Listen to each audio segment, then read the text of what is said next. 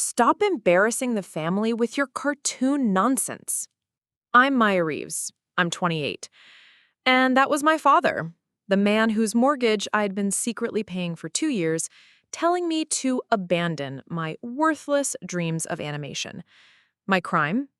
Asking why they'd thrown away my acceptance letter to Riverside Art Institute without telling me.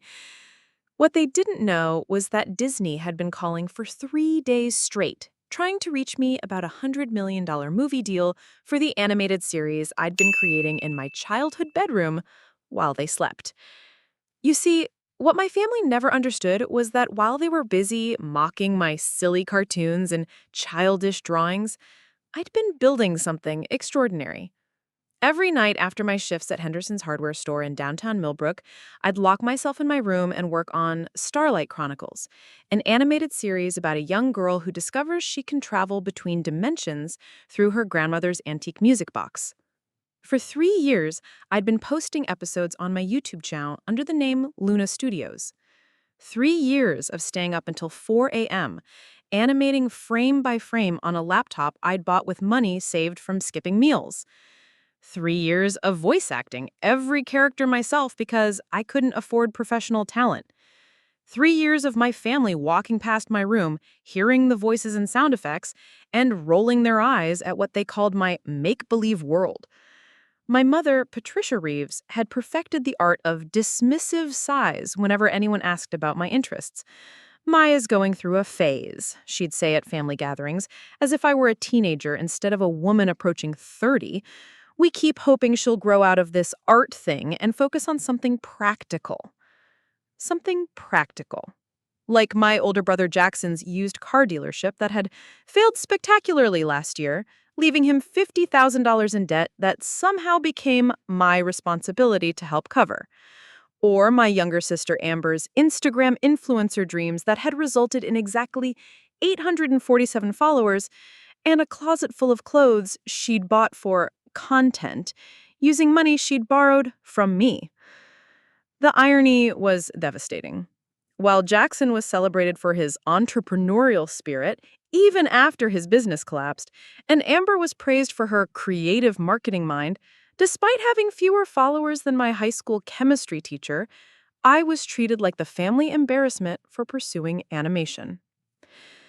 Animation is not a real career, my father, Robert Reeves, had declared during last Christmas dinner, his voice carrying the authority of a man who'd managed a tire shop for 27 years. It's something kids do for fun. Adults need stable jobs, responsibilities. Stable jobs. Like the one I'd been working at Henderson's Hardware for 4 years, earning just enough to keep my family's financial disasters from becoming complete catastrophes. While they criticized my dreams, I was the one who quietly paid their electricity bills when Jackson's business failed. I was the one who covered Amber's car payments when her sponsored post income dried up. I was the one who'd been sending anonymous payments to their mortgage company for 2 years, watching from the shadows as they struggled with property taxes and late fees. But none of that mattered when family conversations turned to careers and success. Jackson was still finding his footing in business. Amber was still building her brand. And me, I was wasting my life on cartoons. The morning everything changed started like every other morning in our cramped house on Maple Street. Millbrook wasn't exactly a hub of creative opportunity, a small Ohio town where the biggest excitement was the annual Corn Festival and the most artistic endeavor was the mural on the side of Peterson's Diner. My family had lived here for 3 generations, and the expectation was that I'd follow the same path. Find a sensible job, marry someone local, raise kids who would repeat the cycle. I'd been different from the start. While other kids played with dolls or video games, I was drawing elaborate stories about magical creatures and distant worlds.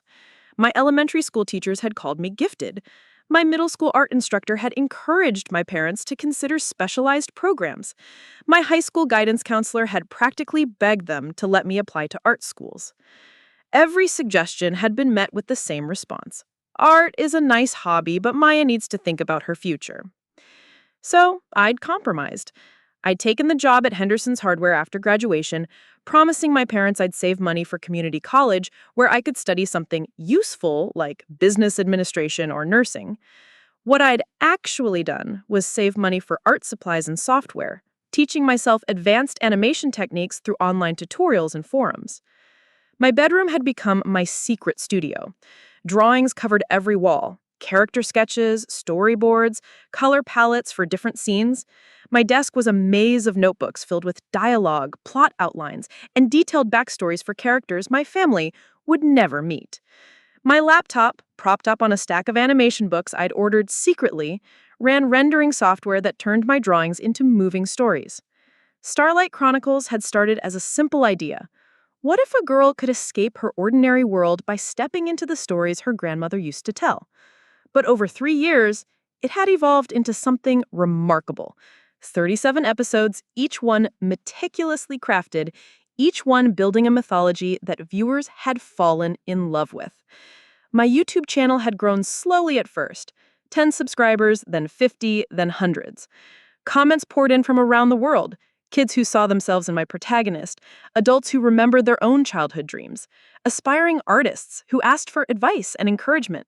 By year 2, I had 850,000 subscribers. By year 3, I'd crossed 2.3 million. But in my house on Maple Street, I might as well have been invisible. Maya, when are you going to stop playing with computers and get serious about life? My mother had asked just last week, walking past as I edited episode 38. She'd glanced at my screen, seen the colorful animation, and shaken her head. You're almost 30. Don't you want a real job? A husband? Children? A real job. As if creating something that brought joy to millions of people wasn't real. As if the merchandise requests I received daily weren't evidence of value. As if the fan art that filled my inbox wasn't proof that my work mattered. What they didn't know, what none of them had bothered to discover, was that Starlight Chronicles had been noticed by people who understood its worth. Animation studios had been reaching out for months. Streaming services had sent exploratory emails. And 3 days ago, while my family debated whether Jackson should try opening another car lot or if Amber should pivot to TikTok, my phone had started ringing with a California area code. Disney, the Walt Disney Company, calling me, Maya Reeves from Millbrook, Ohio, because they wanted to turn Starlight Chronicles into a full-length animated feature with a budget that exceeded the entire GDP of my hometown. But my family didn't know about the calls because they'd thrown away my acceptance letter to Riverside Art Institute, and I'd realized they'd never see my dreams as anything more than expensive distractions from the life they'd planned for me. Today, that was about to change. Today, they were going to learn that their daughter's cartoon nonsense was about to make her one of the youngest people ever to sign a 9-figure deal with the most successful animation company in history. The envelope was crumpled and coffee-stained when I found it at the bottom of the kitchen trash can. I'd been looking for my wireless earbuds, which had somehow disappeared from my desk that morning, when the familiar logo caught my eye between banana peels and yesterday's newspaper. Riverside Art Institute. The letterhead that had lived in my dreams for years, now buried beneath garbage, like it meant nothing. My hands trembled as I smoothed out the wrinkled paper, careful not to tear the edges that were already fragile from coffee grounds and kitchen waste. My eyes swam in front of my eyes as I read the words once, twice, 3 times, unable to process what I was seeing. Congratulations, Maya Reeves. We are pleased to inform you that you have been accepted into our Master of Fine Arts program in advanced animation with a full scholarship valued at $127,000. Your portfolio submission, particularly your series Starlight Chronicles, demonstrates exceptional talent and innovation in the field of digital storytelling. A full scholarship to one of the most prestigious animation programs in the country for work they'd never even known I was creating? The letter was dated 6 weeks ago. 6 weeks of wondering why I hadn't heard back from the school that I had applied to in secret, using money I'd saved from skipping lunches to pay the application fee. 6 weeks of checking my email obsessively, refreshing the Riverside website, telling myself that no news didn't necessarily mean bad news. All while my acceptance letter sat rotting in our kitchen garbage can. Looking for something? I spun around to find my mother standing in the doorway, her arms crossed and her expression unreadable. Patricia Reeves had mastered the art of looking perpetually disappointed, as if the world had personally failed to meet her expectations. Today, her disappointment seemed focused entirely on me. "You threw this away," I said, holding up the letter. My voice came out steadier than I felt, though my heart was hammering against my ribs like a trapped bird. "I threw away junk mail, Mom. Some art school trying to scam you into debt with fancy promises about your little drawings." "It's not junk mail, Mom. It's an acceptance letter with a full scholarship." She didn't turn around, just continued scrubbing a dish that was already clean. "Maya, you're 28 years old. When are you going to stop chasing these fantasies and focus on building a real life?" "This is real life, Mom. This is one of the top animation programs in the country. Do you have any idea how competitive?" "Do you have any idea how much money you've wasted on this hobby?" she interrupted, finally turning to face me. "Computer programs, art supplies, that expensive laptop you just had to have.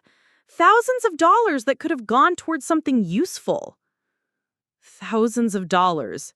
The irony was staggering. While she criticized my spending on art supplies, I'd been quietly covering Jackson's credit card payments and Amber's car insurance. While she worried about my wasted investment in animation software, I'd been anonymously paying late fees on their mortgage. "My work isn't a hobby, Mom. I have over 2 million subscribers on YouTube. People from around the world watch my animations. I get emails every day from viewers telling me how much the stories mean to them." Internet strangers don't pay the bills, Maya. Followers and likes don't buy groceries or keep a roof over your head. If only she knew. If only any of them knew that my YouTube channel had been monetized for 2 years, bringing in enough revenue to not only support my art, but to quietly subsidize their lives while they mocked my dreams. Besides, she continued, we can't afford for you to go running off to some expensive school in California. Your father's hours got cut at the tire shop, and with Jackson still getting back on his feet after his business troubles, we need you here. We need your income from Henderson's. There it was, the real reason behind the thrown-away letter. Not concern for my future or worry about my financial stability. They needed my hardware store paycheck to keep their household afloat, and my acceptance to art school threatened that security. "You could have at least told me the letter came," I said quietly. "You could have let me decide for myself." "We did decide, as a family. Your father and I talked about it, and we agreed that encouraging this art thing any further would be cruel. You're setting yourself up for disappointment, honey. Better to rip the Band-Aid off now than let you waste more years on something that's never going to support you." The casual cruelty of it took my breath away. They'd made a decision about my life, about my future, without even consulting me. They'd thrown away an opportunity I'd worked for years to earn, dismissed it as easily as they'd toss out expired milk. "Jackson got 3 chances to make his car dealership work," I said, my voice barely above a whisper. "You and Dad refinanced the house to help him with startup costs. When it failed, you called it a learning experience and started talking about his next venture.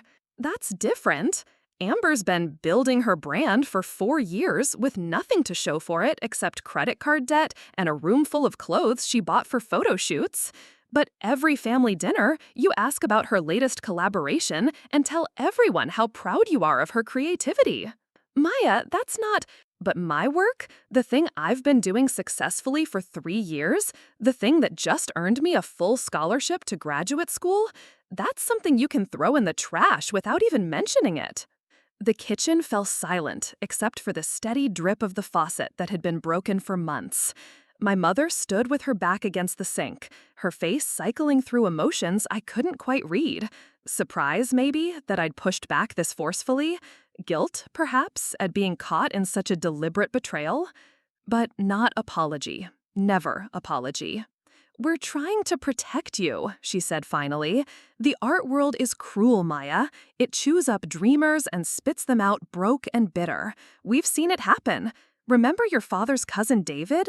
Spent years trying to make it as a musician, ended up delivering pizzas until he was 40. I'm not David," I said, "and I'm not some naive kid with unrealistic dreams. I've been building something real, something that matters to people. But you've never even looked at my work long enough to understand what I'm actually doing." That was the truth that hurt most. In 3 years of creating Starlight Chronicles, not one member of my family had ever watched a complete episode. They'd walked past my room during late-night recording sessions. They'd seen the animation software on my laptop. They'd noticed the packages of art supplies being delivered, but they'd never once asked to see what I was creating. "Honey," my mother's voice softened, taking on the tone she'd used when I was little and had scraped my knee. "I know this feels important to you right now, but you have to think practically. That school acceptance doesn't guarantee you'll find work afterward.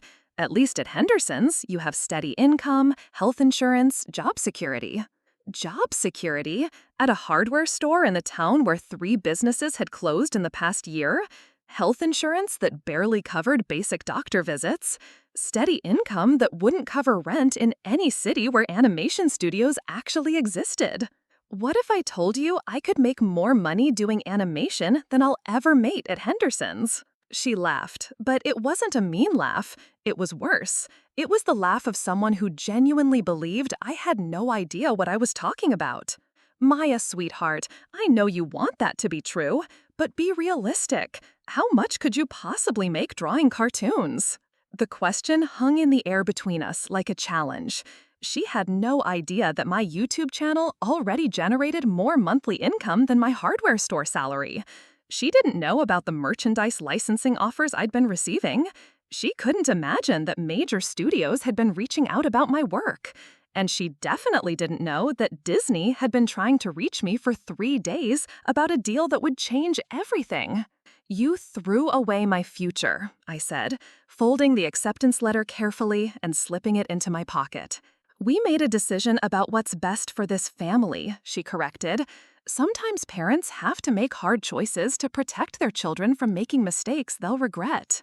That night, I sat in my room, staring at the crumpled acceptance letter spread across my desk. Around me, the walls were covered with artwork for Starlight Chronicles. Character designs, background paintings, storyboards for episodes that had brought joy to millions of viewers around the world. Work that my own family had never bothered to see. My phone buzzed with another missed call from the California area code, Disney's 3rd attempt to reach me in as many days. I'd been afraid to answer, convinced it was too good to be true, that somehow I'd misunderstood their initial interest. But now, holding my thrown-away acceptance letter, I realized that my family's inability to see my worth didn't make me worthless.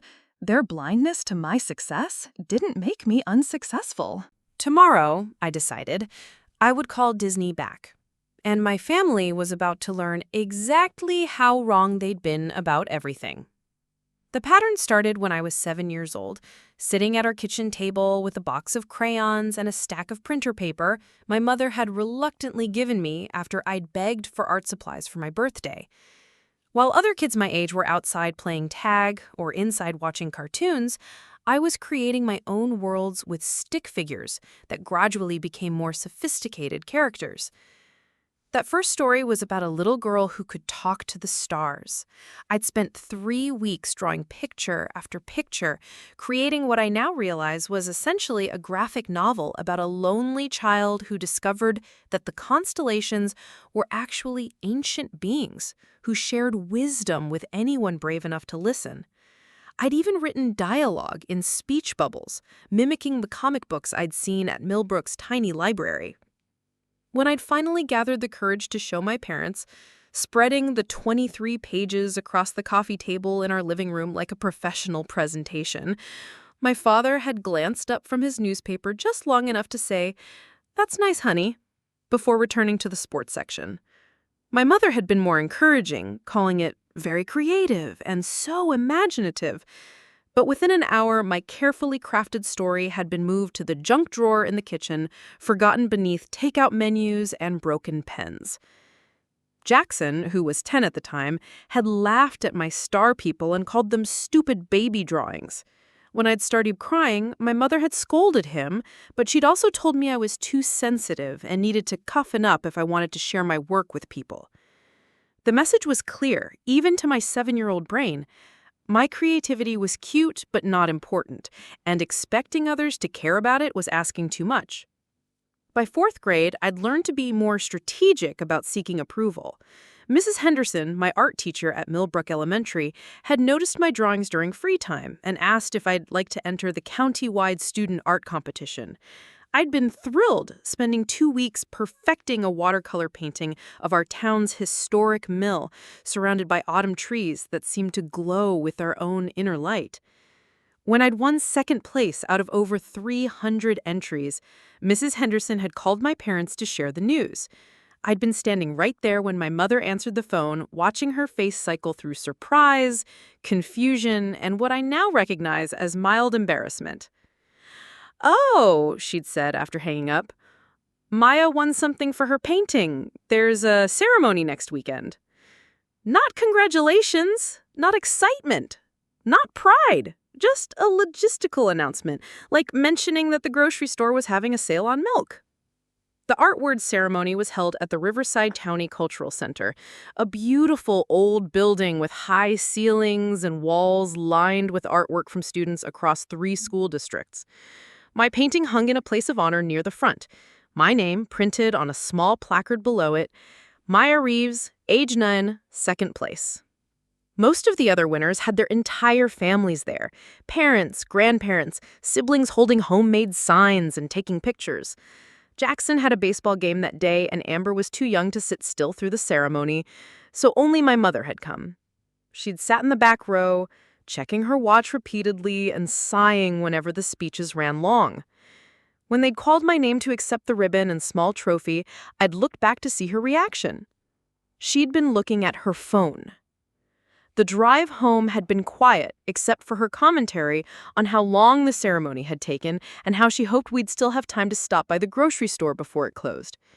My trophy had rolled around on the floor of the back seat, and when we'd gotten home, it had gone on a shelf in my bedroom where it wouldn't clutter up the common areas of the house. Jackson's baseball trophies, meanwhile, lined the mantelpiece in the living room, even though his team had finished dead last in their league that year. Middle school had brought new opportunities for disappointment. When I'd been selected for the Gifted and Talented program, my parents were more concerned about the transportation logistics than the academic achievement. When my English teacher had recommended me for advanced art classes, they worried about the additional cost of art supplies. When the high school guidance counselor called during my 8th grade year to discuss early enrollment in AP art courses, they asked if those classes would interfere with my ability to get a job during high school. Everything always came back to practical concerns, financial worries, and the underlying assumption that my artistic interests were expensive luxuries rather than legitimate talents worth developing. The real breaking point had come during my sophomore year of high school. Our art teacher, Mr. Fontaine, had submitted several student portfolios to a statewide competition sponsored by the Ohio Arts Council. Mine had been selected as one of only 12 finalists across the entire state, a recognition that came with a $2,000 scholarship and an invitation to a summer intensive program at Columbus College of Art and Design. I'd been so excited that I literally ran home from school, bursting through our front door with the acceptance packet clutched in my hands like a winning lottery ticket. My family had been gathered in the living room, Jackson complaining about his chemistry grade, while Amber showed off a crayon drawing she'd made in 2nd grade. "I won!" I announced breathlessly.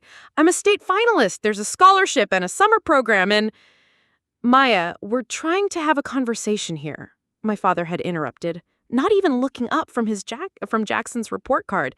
"Whatever this is can wait until dinner." But I'd been too excited to wait.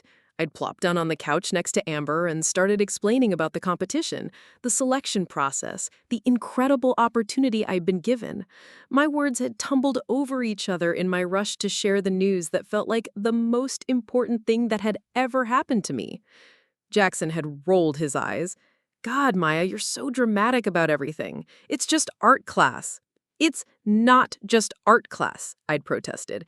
This is a big deal. Kids from all over Ohio applied, and only 12 got selected, and, honey, my mother had said gently, that's wonderful, really. But you need to understand that we can't afford summer programs right now. Your father's been working overtime just to keep up with the bills, and with Jackson needing tutoring for chemistry, the scholarship would have covered the program costs, but when I tried to explain that, my father had shaken his head. There are always hidden expenses with these things: transportation, meals, supplies. It sounds nice, but it's not realistic for our family right now. That night, I'd cried myself to sleep while Jackson got signed up for baseball camp and Amber got enrolled in dance classes. My state-level recognition had been forgotten by the next morning, but Jackson's need for chemistry tutoring had resulted in twice-weekly sessions with a private tutor who charged $50 an hour. The pattern had continued through high school and into my adult life. Every achievement was minimized, every opportunity was too expensive or impractical, every expression of artistic ambition was met with gentle redirection toward more realistic goals. When I'd graduated a salutatorian with a portfolio good enough to earn acceptance to several art schools, the family conversation had focused entirely on college costs and the wisdom of keeping debt low by attending community college instead. When I'd won a local art fair's Best in Show award during my first year out of high school, bringing home a $500 prize, my parents had been more interested in how I planned to spend the money than in the recognition itself. I'd learned to stop sharing my victories because they were consistently met with worry, criticism, or indifference. I'd learned to downplay my ambitions because expressing them only led to lectures about financial responsibility and realistic expectations. I'd learned to fund my own dreams because asking for support always resulted in explanations about why those dreams were impractical. And somewhere along the way, I'd started to believe them.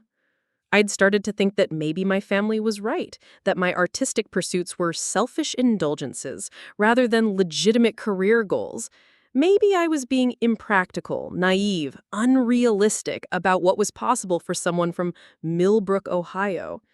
Maybe the smart thing really was to put away childish dreams and focus on stable employment, financial security, and the kind of life that wouldn't cause my parents to worry or make apologetic explanations to their friends. But late at night, alone in my bedroom with my art supplies spread across my desk, I couldn't stop creating. The characters, the stories, the worlds I imagined, they felt more real to me than anything else in my life. When I was drawing, when I was writing dialogue, when I was planning the next episode of Starlight Chronicles, I felt like myself in a way that I never did at Henderson's Hardware or family dinners. The YouTube channel had started almost by accident, born from a frustration with keeping my work hidden and a desperate need to know if anyone else would find value in the stories that meant everything to me. Those first few subscribers had felt like proof that I wasn't crazy, that my work did matter to someone even if that someone wasn't my family. Now, 3 years later, sitting in my childhood bedroom with a thrown-away acceptance letter on my desk and missed calls from Disney on my phone, I realized that the little girl who'd drawn star people had been right all along. The stars had been trying to tell me something. I just needed to learn how to listen.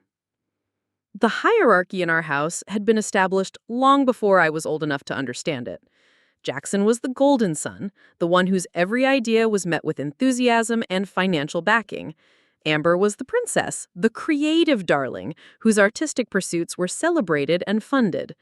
And me, I was the responsible one, the practical daughter, the one who could be counted on to handle whatever crisis arose while my siblings chased their dreams. The contrast had never been more obvious during Jackson's entrepreneurial phase, which had lasted from his sophomore year of high school through his spectacular business failure at age 26. Every half-baked scheme he had proposed had been met with immediate family investment, both emotional and financial. I remember sitting at our kitchen table during Jackson's senior year, watching him present his first business plan to our parents with the confidence of someone who'd never been told no.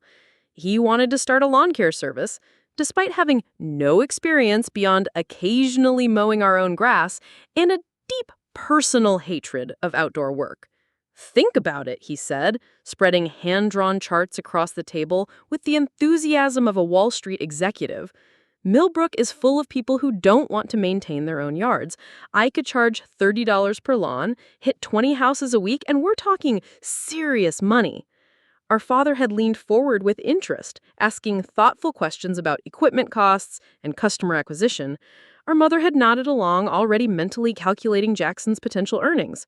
Within an hour, they'd agreed to co-sign a loan for a commercial-grade mower and trailer, plus provide startup capital for marketing materials and insurance.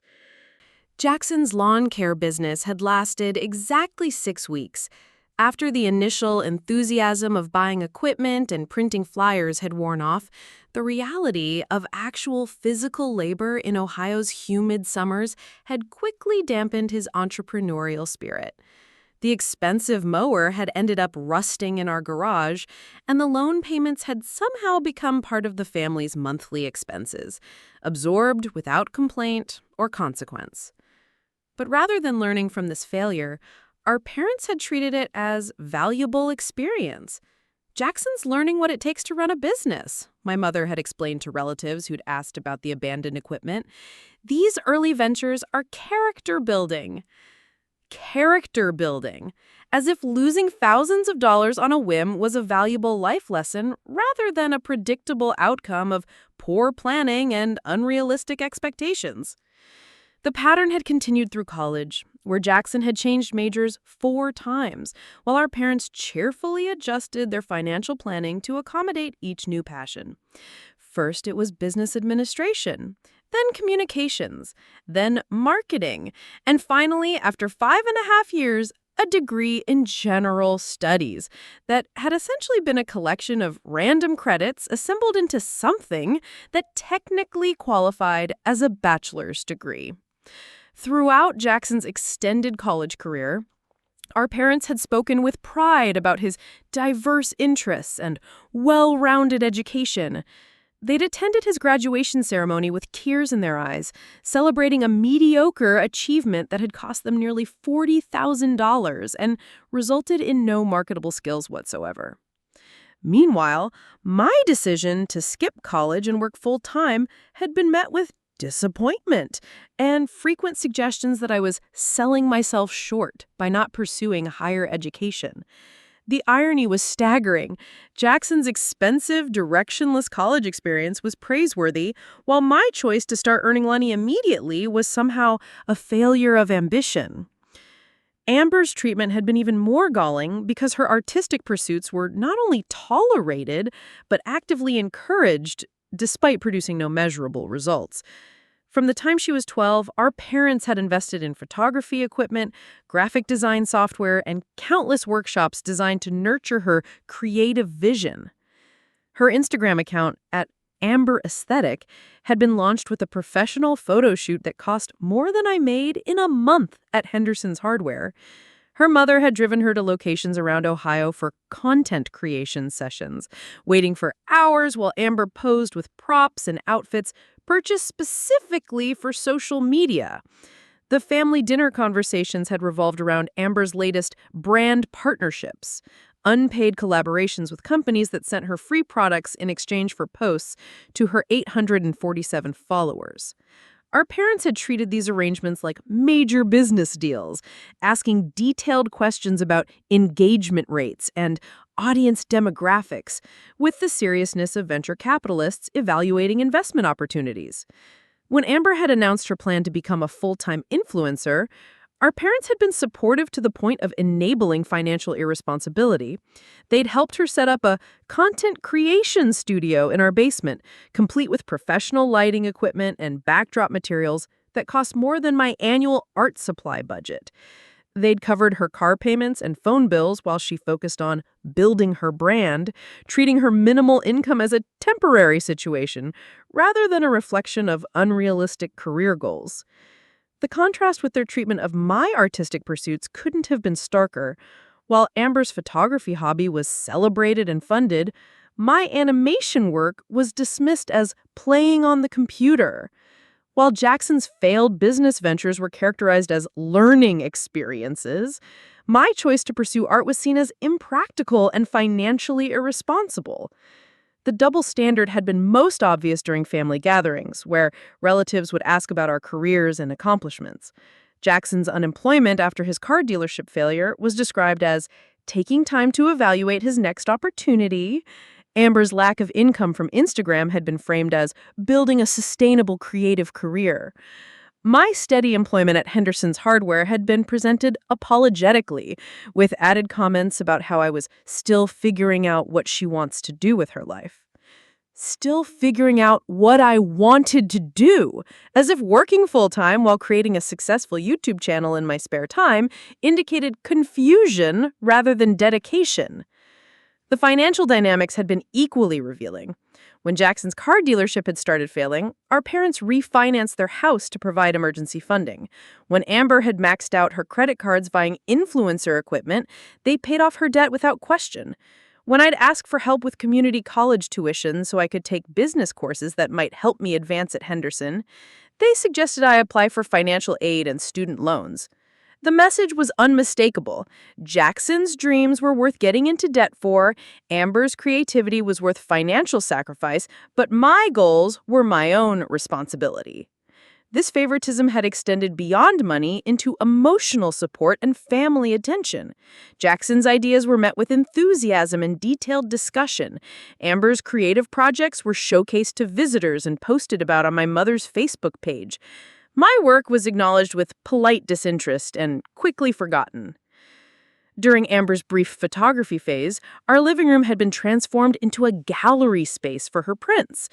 Family friends had been invited over to see her exhibition, and our parents had spent entire evenings discussing composition, lighting, and artistic vision with the seriousness of art critics.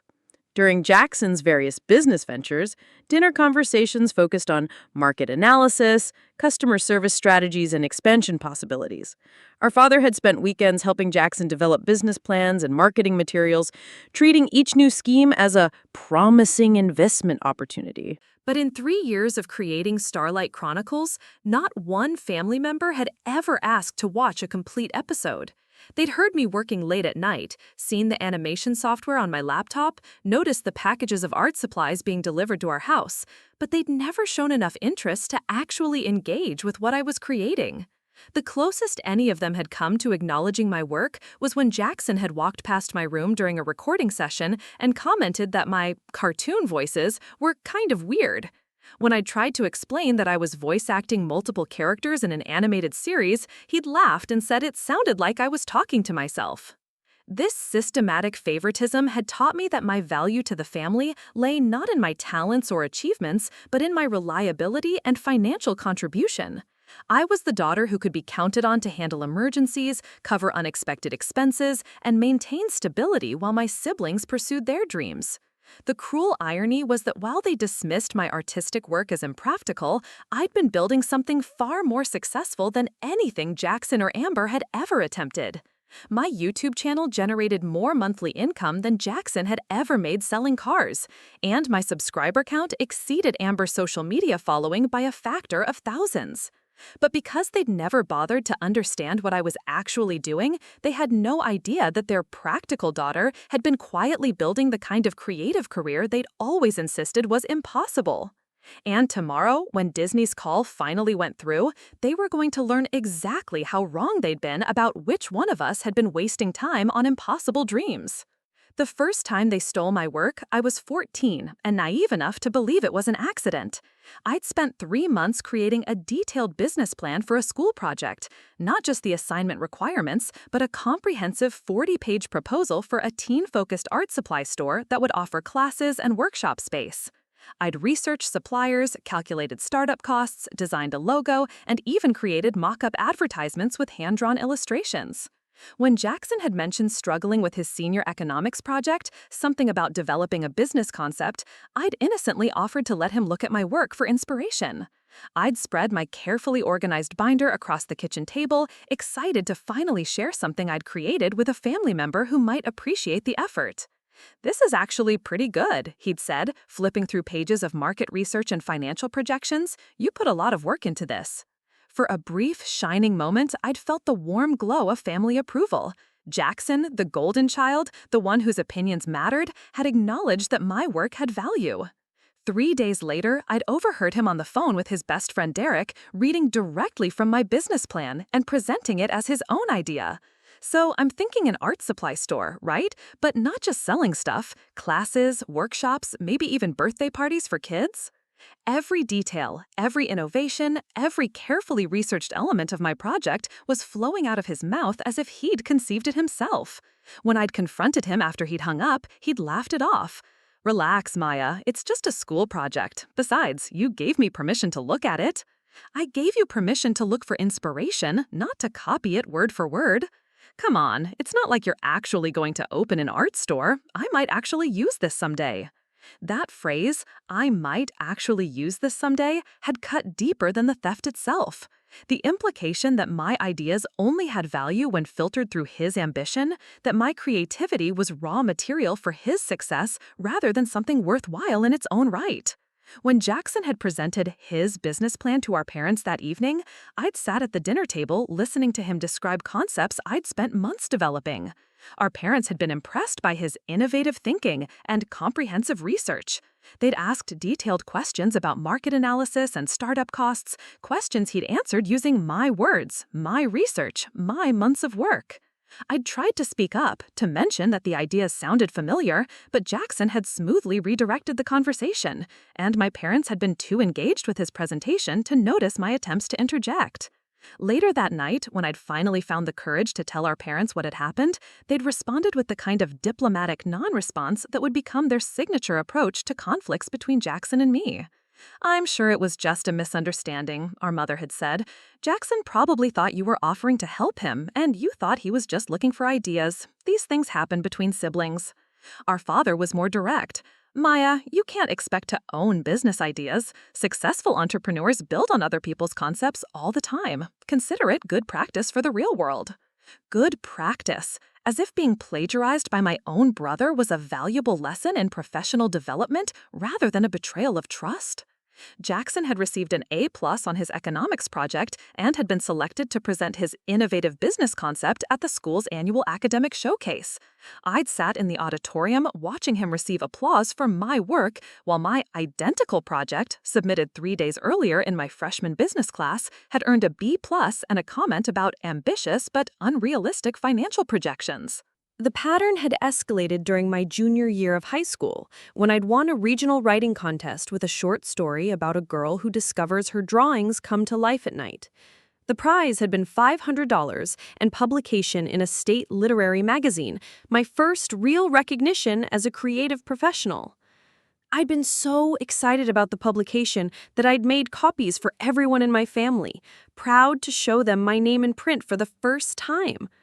The story, titled The Midnight Canvas, had been a labor of love that combined my passion for visual art with my growing interest in storytelling.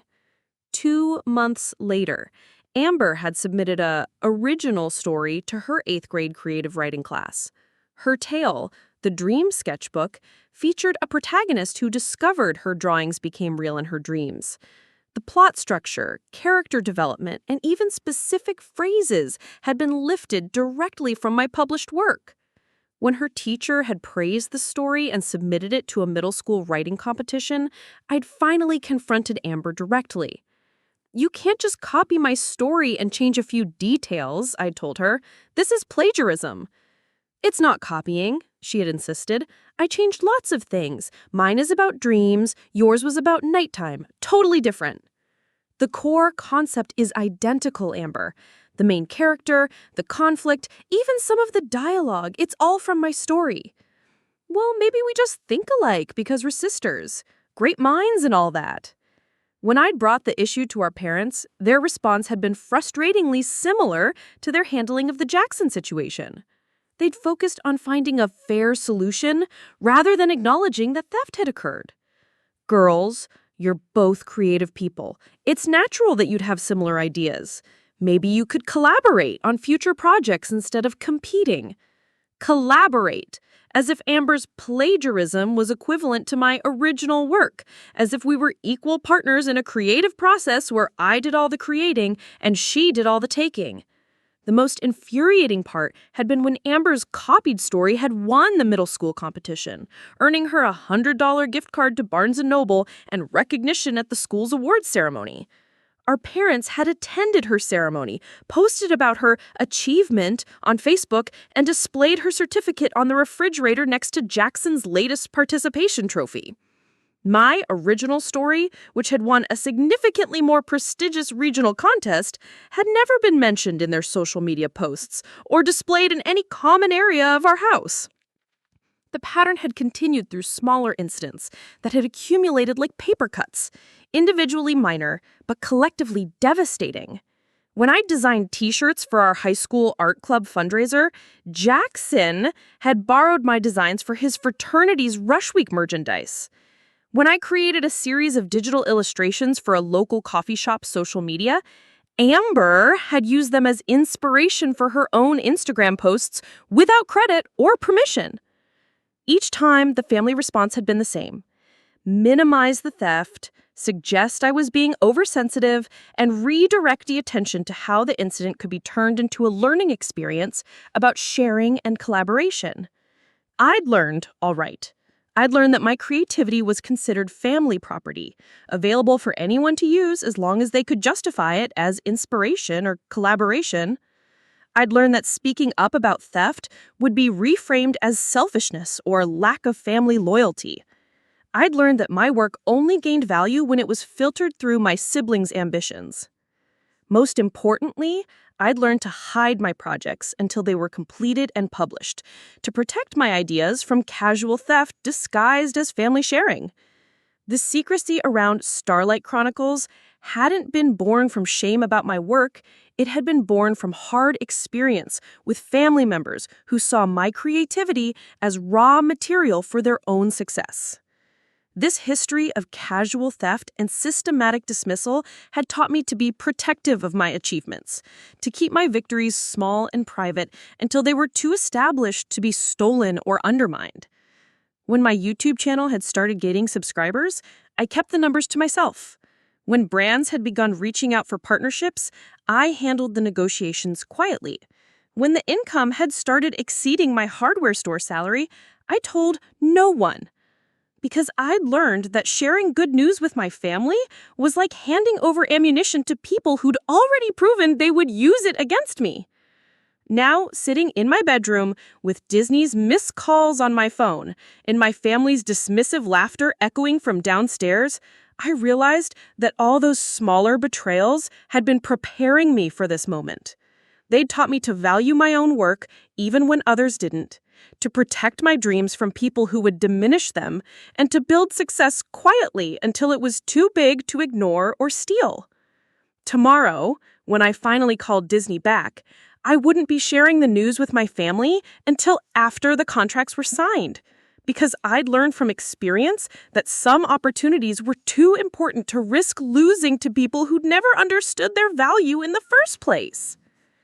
The financial exploitation had started gradually, almost imperceptibly, the way a slow leak eventually floods a basement. What began as occasional requests for small favors had evolved into a systematic expectation that I would serve as the family's financial safety net, covering emergencies and shortfalls while my siblings pursued their dreams without consequence. It was Jackson's DUI had opened the floodgates. I was 24, finally feeling like I might be able to save enough money to move out of my childhood bedroom, when my mother called me at work with panic in her voice. Maya, honey, we need your help. Jackson's in jail and the bail is $1,500. We don't have that kind of cash available right now, and the bail bondsman wants payment today. $1,500, more than half of what I'd managed to save toward my own apartment fund, accumulated through months of working overtime shifts at Henderson's Hardware and skipping meals to stretch my grocery budget. What about his savings? I'd asked, knowing even as the words left my mouth that Jackson had never been one to save money for emergencies. He used most of his money for the down payment on his new car last month. You know how important reliable transportation is for his job. His job. Jackson had been working as a part-time sales associate at a sporting goods store, earning barely enough to cover his car payment and insurance. The reliable transportation had been a brand new Mustang with leather seats and a premium sound system that cost more than I made in 6 months. Can't Dad take out a loan or something? Maya, you know your father's credit isn't great right now, and with the business being slow lately, the business. Dad's tire shop had been struggling for months, partly due to his gambling habit that everyone pretended not to notice, and partly due to his inability to modernize his operations or customer service. The solution to every financial crisis seemed to be asking me to cover the gap rather than addressing the underlying problems. I'd ended up emptying my apartment fund to bail Jackson out of jail, telling myself it was a one-time emergency that would be paid back once he got his legal situation sorted out. The repayment, of course, had never materialized. Jackson's legal fees, court costs, and mandatory alcohol education classes had stretched on for months, each expense somehow becoming my responsibility while he focused on getting his life back on track. The pattern had been established. When financial crises arose, the family looked to Maya for solutions. When Dad's gambling debts had reached the point where loan sharks were calling the house, I'd received another panicked phone call. Just $5,000, honey, just to get them off our backs while your father gets help. $5,000 that had come from my community college fund, the money I'd been slowly accumulating to take business courses that might help me advance beyond retail work. The getting help had lasted exactly 3 weeks before Dad was back to his weekly poker games and online betting. But somehow, the $5,000 had never been returned to my education fund. When Amber had decided to invest in professional photography equipment to boost her Instagram presence, the family had rallied around her entrepreneurial spirit. The problem was that her definition of investment had extended far beyond her means, and her credit applications had been denied due to her complete lack of credit history or steady income. Maya could co-sign, our mother had suggested during a family dinner where Amber had been lamenting her inability to purchase a $3,000 camera setup. You have good credit, and it would really help Amber get her business off the ground. Get her business off the ground. Amber had 127 followers at the time and had never earned a single dollar from her social media presence. But somehow, her need for professional equipment had been framed as a legitimate business investment, while my request for help with education expenses had been dismissed as impractical spending. I'd co-sign for Amber's equipment loan, telling myself that at least this expense would directly contribute to someone's career development. When Amber had defaulted on the payment 6 months later, her follower count having grown to only 284, and her brand partnerships, consisting entirely of free samples from companies that sent products to anyone with an Instagram account, the loan payments had become my responsibility. The most infuriating aspect of these financial arrangements had been the family's complete inability to acknowledge them as anything other than normal sibling support. When relatives asked about my living situation or future plans, my parents would express concern about my inability to save money or my lack of financial planning skills. Maya's always been bad with money, my mother would say at family gatherings, shaking her head with motherly concern. Bad with money, as if my empty savings account was the result of poor financial discipline rather than systematic family exploitation, as if my inability to move out of my childhood bedroom was due to character flaws rather than the fact that I had been covering everyone else's emergencies and poor decisions. The situation had reached its peak during Jackson's car dealership venture, when his business plan had required $30,000 in startup capital. Our parents had enthusiastically supported his entrepreneurial ambitions, but their own finances had been stretched too thin to provide the full investment amount. Maybe Maya could help with some of the startup costs, Dad had suggested during a family meeting where Jackson had presented his business plan with the confidence of someone who had never experienced real failure. A great opportunity for the whole family. Jackson's business plan had projected massive profits within the first year, with promises of eventual expansion and family employment opportunities. The $30,000 would be paid back with interest once the dealership was established and profitable. I'd liquidated my entire savings account, cashed out a small retirement fund from Henderson's hardware, and taken out a personal loan to cover my contribution to Jackson's dream. For 6 months, I'd watched him throw elaborate grand opening parties, lease expensive office space, and hire more employees than his customer base could support. When the dealership had failed, taking my $30,000 down with it, Jackson's response had been to blame external factors: the economy, competition from larger dealers, customers who didn't appreciate quality service. The family's response had been to comfort Jackson through his disappointment and help him start planning his next venture. My financial loss had been acknowledged with sympathetic clucking and vague promises about eventual repayment when Jackson gets back on his feet. The $30,000 had been written off as a learning experience, with family discussions focusing on what Jackson had gained from the process rather than what I had lost. Meanwhile, my requests for help with basic living expenses had been met with lectures about financial responsibility and independence. When I'd asked if anyone could help with my car repairs after Jackson's loan default had destroyed my credit, I'd been told that learning to handle my own problems was an important part of growing up. Growing up. At 26, I was apparently still learning to be an adult, while Jackson's business failures were treated as valuable entrepreneurial experience, and Amber's complete lack of income was described as building a creative career. The exploitation had extended beyond major financial crises into smaller, constant drains on my resources. I'd become the family's default solution for everything from utility disconnection notices to last-minute grocery runs. My parents had developed a habit of borrowing $20 or $40 for gas or lunch money, small amounts that individually seemed reasonable, but collectively added up to hundreds of dollars per month. Most Gaman had been watching my siblings spend money on luxury items while I covered their basic expenses. Jackson had bought a motorcycle while I paid his car insurance. Amber had gotten expensive highlights at a trendy salon while I covered her phone bill. They'd gone out to restaurants and bars multiple times a week while I ate ramen dinners and avoided social activities that cost money. The family had seemed genuinely confused by my inability to join them for expensive outings or vacation trips. Maya's become such a homebody, they'd comment, as if my limited social life was a personality choice rather than a financial reality created by subsidizing their lifestyles.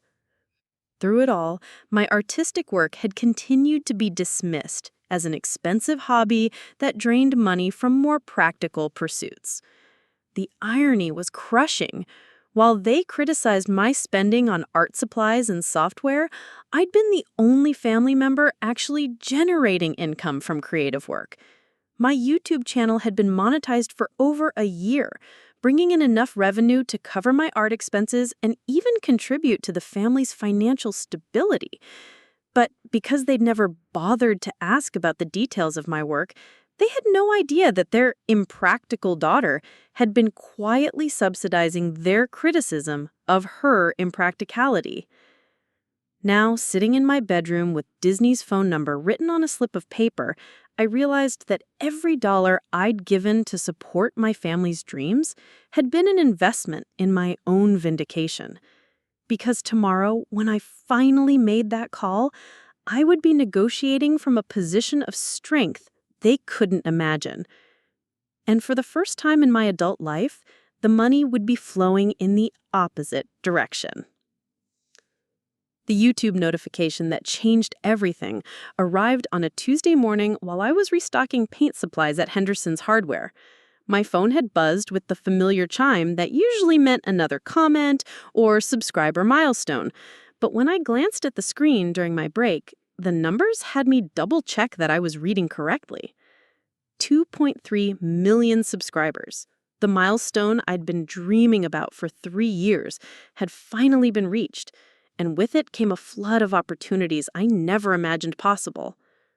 The congratulatory email from YouTube's partner program team arrived within hours, followed by a detailed breakdown of my channel's performance metrics that read like a business success story. Average view time, 8.4 minutes per video. Subscriber retention rate, 94%. Monthly ad revenue, $18,000 per month. More than I made in an entire year at Henderson's Hardware, generated by the cartoon nonsense my family dismissed as an expensive hobby. I'd sat in the employee break room, staring at the revenue reports on my phone screen while the microwave hummed and the coffee maker gurgled, trying to process the magnitude of what I'd accidentally built.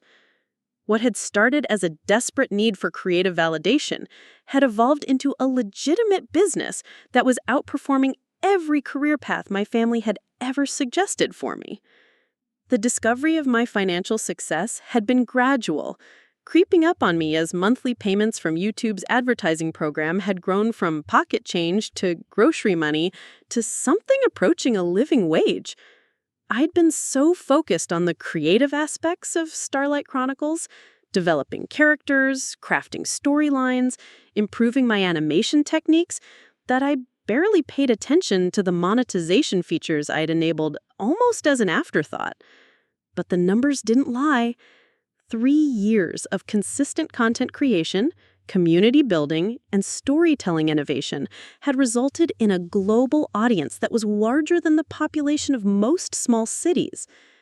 Viewers from 47 countries watched my animated series every week. Fan art flooded my email inbox daily. Comment sections buzzed with theories about upcoming episodes and discussions of character development that rivaled literary analysis.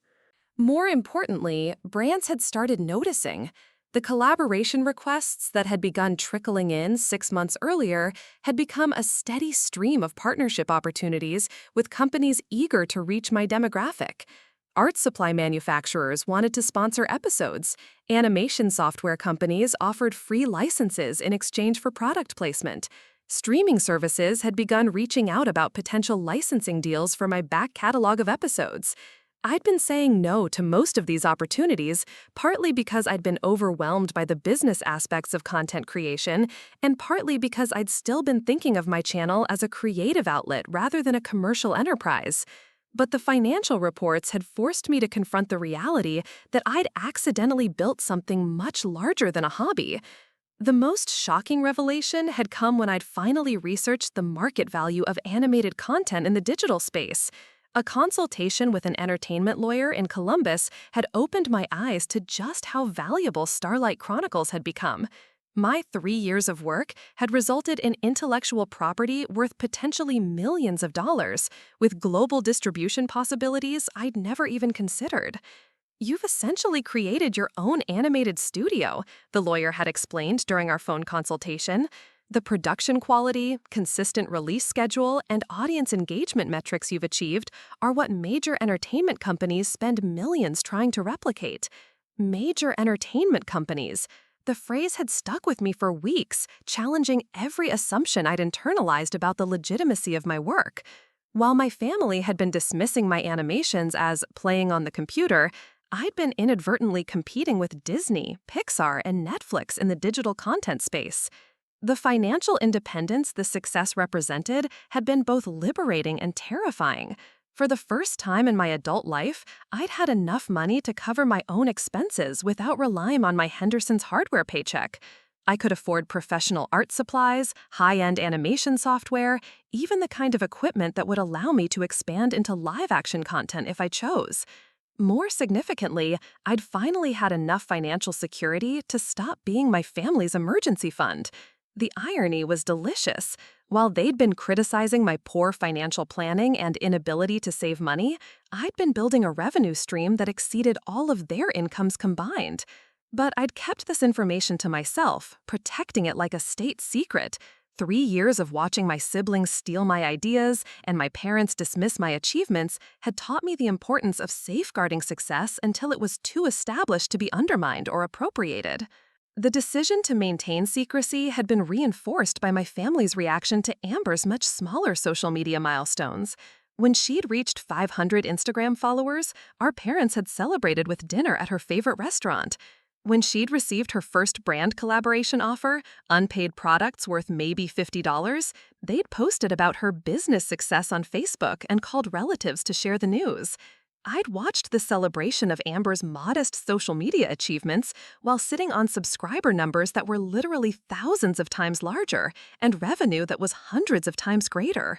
The contrast had been both amusing and heartbreaking, highlighting just how little my family understood about digital content creation or the value of what I'd built. The secrecy had extended to my financial contributions to the family stability. While they'd been aware that I'd helped with Jackson's bail, Dad's gambling debts, and various emergency expenses, they had no idea that much of this financial support had come from my YouTube revenue rather than my hardware store wages. I'd been essentially living a double life, working part-time at Henderson's to maintain the illusion of financial struggle while actually earning more from my animation work than anyone in my family had ever made from their chosen careers. The YouTube income had allowed me to cover family emergencies without destroying my own financial stability, but it had also enabled their continued exploitation of my supposed limited resources. The most surreal aspect of this hidden success had been listening to family conversations about money and career stability while knowing that I'd achieved both in abundance through the very work they dismissed as worthless. During Jackson's car dealership crisis, they'd discussed my $30,000 contribution as a significant financial sacrifice that would impact my future plans.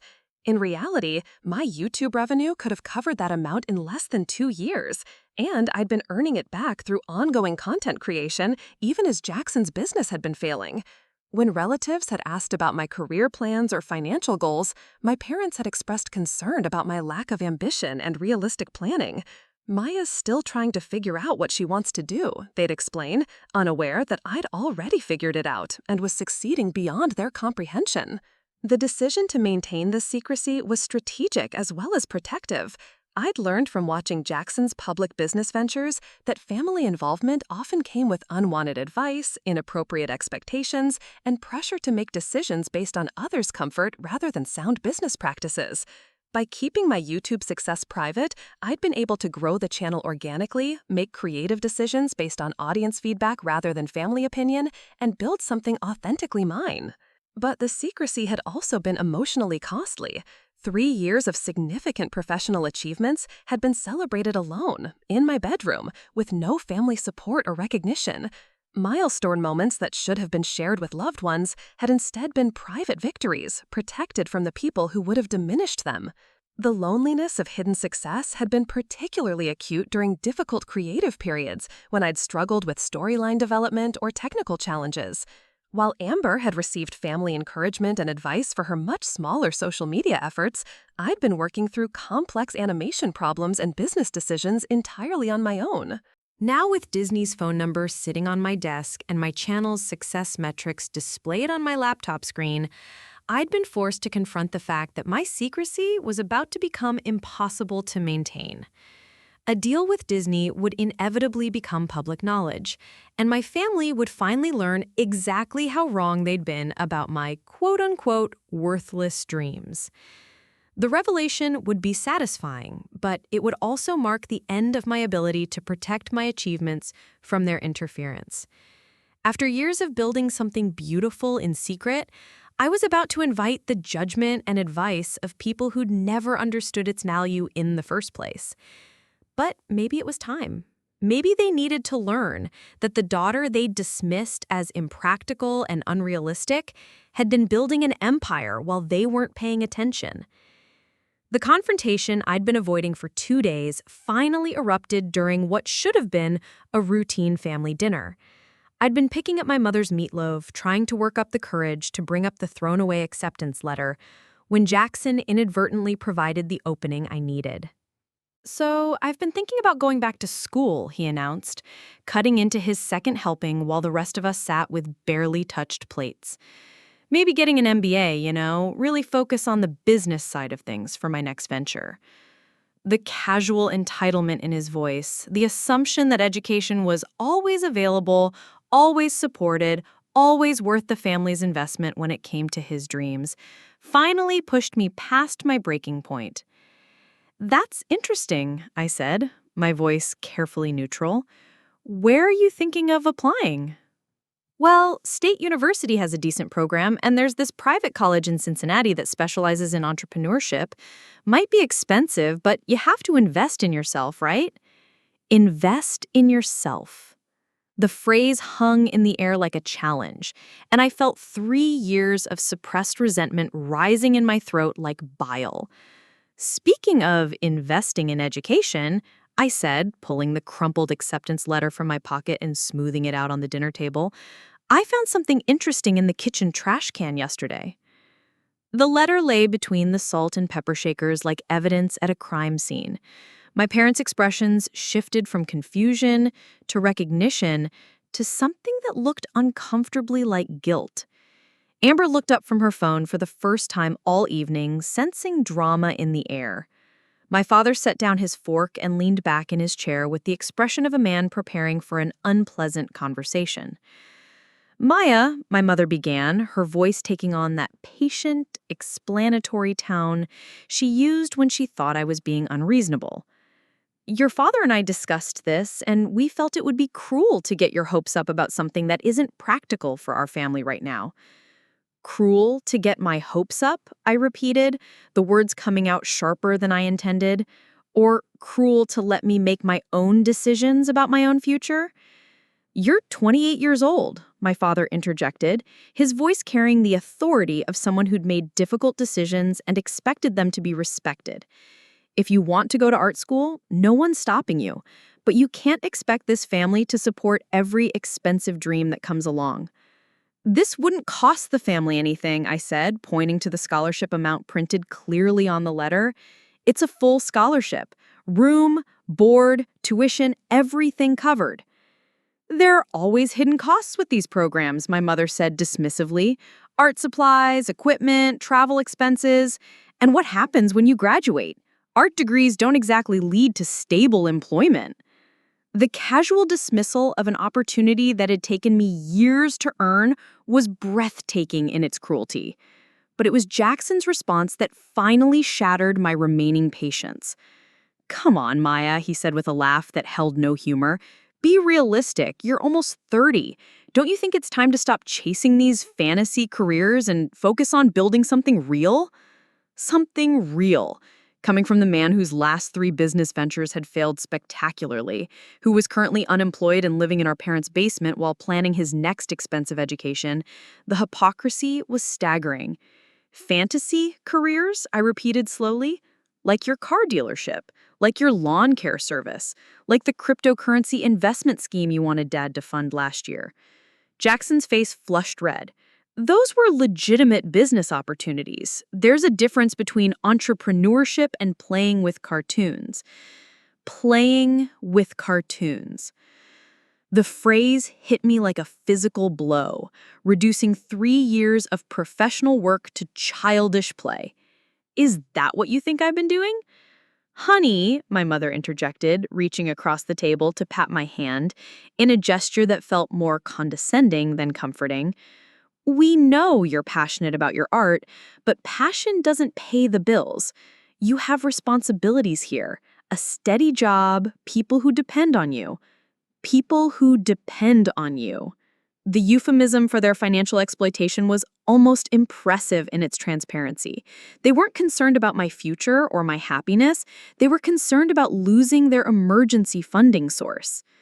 What people? What responsibilities? "Well, your father's business has been struggling, and with the economy the way it is," she trailed off, apparently expecting me to fill in the blanks. And Jackson's still getting back on his feet after his setback, my father added. Family supports family, Maya. That's how we've always done things. Family supports family, unless that family member wanted to pursue education or career opportunities that might interfere with their availability as a financial safety net. So, when Jackson wanted to start his car dealership, family supported family by helping with startup costs, I said. When Amber wanted photography equipment, family supported family by co-signing loans. But when I get accepted to graduate school with a full scholarship, family supports family by throwing away the acceptance letter? That's different, my father said firmly. Jackson's ventures had business potential. Amber's photography could become a real career. Art school is it's not realistic for someone in your position. My position, as if being their unpaid financial advisor and emergency fund was a role I'd chosen, rather than one that had been imposed on me through years of manipulation and guilt. What exactly is my position? I asked. The question seemed to catch them off guard. My parents exchanged glances, apparently realizing they'd walked into territory they preferred to leave unexamined. You're the responsible one, my mother said finally. The one we can count on. We need you here, Maya. This family needs you here. The responsible one. The euphemism that had defined my entire adult life. Code for the person who cleaned up everyone else's messes while her own dreams were dismissed as selfish indulgences. And what if I don't want to be the responsible one anymore? I asked quietly. The question hung in the air like a threat. Because that's what it was. A threat to the entire family dynamic that had positioned me as their solution to every financial crisis while denying me the same support they freely gave to my siblings. Jackson, his voice taking on the condescending tone of an older brother explaining obvious facts to a naive child, you can't just abandon your responsibilities because you got some fancy letter from an art school. Real life doesn't work that way. Real life. As if the life I'd been living, subsidizing their dreams while mine were dismissed, was more real than the opportunity to develop my talents at one of the country's premier animation programs. Besides, didn't you already try the college thing? Community college didn't really work out for you. Community college didn't work out because I'd used my tuition money to cover Dad's gambling debts, but pointing that out would only lead to more justifications and victim blaming. This is different, I said. This is a specialized program for exactly the kind of work I've been doing. The work you've been doing, my father repeated, his tone suggesting that my 3 years of content creation barely qualified as work at all. Maya, making videos on the internet isn't a career. It's a hobby that you've let get out of control. A hobby. My 2.3 million subscribers, my $18,000 monthly income, my global audience, all dismissed as a hobby that had gotten out of control. You know what? I said, standing up from the table with a calmness that surprised me. You're right. I do have responsibilities. I have a responsibility to myself to stop letting this family hold me back from opportunities I've earned. Maya, sit down, my mother said sharply. You're being dramatic. I'm being honest. For the first time in years, I'm being completely honest about what's happening here. What's happening here, my father said, his voice rising, is that you're having some kind of quarter-life crisis and taking it out on the people who love you most. Quarter-life crisis. Because wanting to pursue education and career opportunities at 28 was apparently a psychological disorder rather than normal ambition? The people who love me most, I repeated. The people who threw away my acceptance letter without telling me.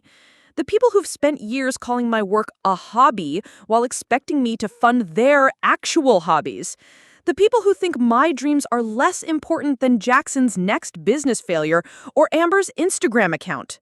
That's enough, my mother snapped. You're being cruel and unfair. Cruel and unfair.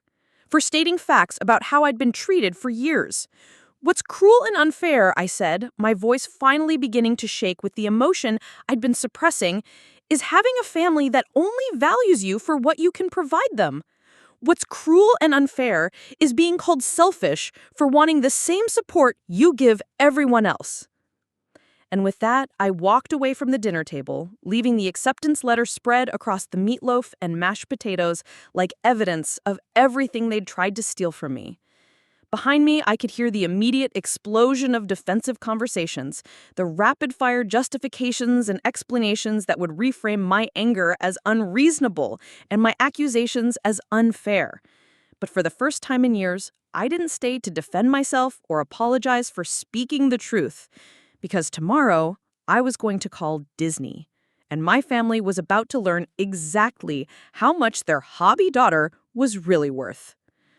The banishment came at 6:30 a.m., delivered through my childhood bedroom door with the cold efficiency of a landlord serving an eviction notice.